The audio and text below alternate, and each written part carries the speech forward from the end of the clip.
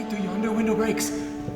It is the east, and Juliet is the sun. Oh, rise, fair sun, and kill the envious moon. Welcome to Vermont Shakespeare's 10th anniversary season, presenting Romeo and Juliet.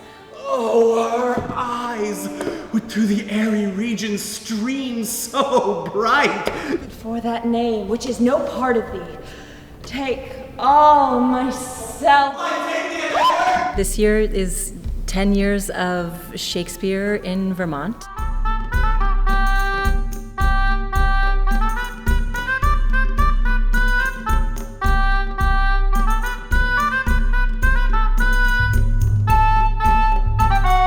Of course, everybody knows Romeo and Juliet. It's the ultimate love story. Prick love for pricking, and you beat love down. This show has a lot of energy, a lot of passion. It's the first full-blown Shakespeare tragedy that we're doing. This is a physical, vibrant show. They have fantastic chemistry. You gotta find a way into these words. How can we make them new and fresh? And bring ourselves to them as well. Falling in love all over again with the story. Romeo shall thank thee for us both. As much to him, else is his thanks too much. And one of the messages in the play, and one that we're hoping to show, is that violence begets violence. These violent delights have violent ends, and in their triumph die like fire and powder, which as they kiss, consume. As much as it's a love story, it's also a play about these families and these conflicts that people are having that we don't even really understand the origin of where that conflict comes from. You know, I think even 400 and change years ago, he was making a comment on the endless cycle of violence and how we can't seem to get out from underneath it. The ideas and the themes are extremely relevant to today. She gallops night by night through lovers' brains.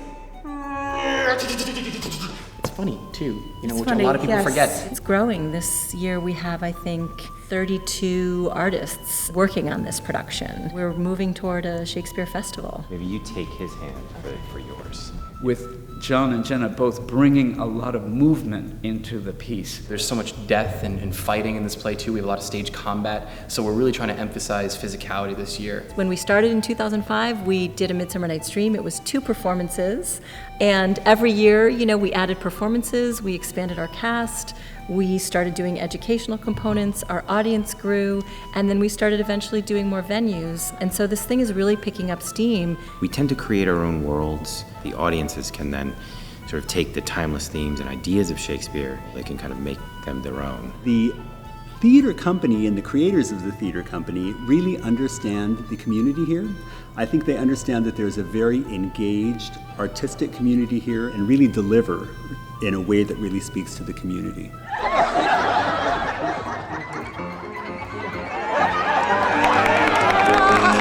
So it's really kind of another jewel in the crown of the summer arts that we have here in Burlington, Vermont. Shakespeare explores and celebrates the human condition. That's why people are still doing it. I cannot sum up some of half my wealth.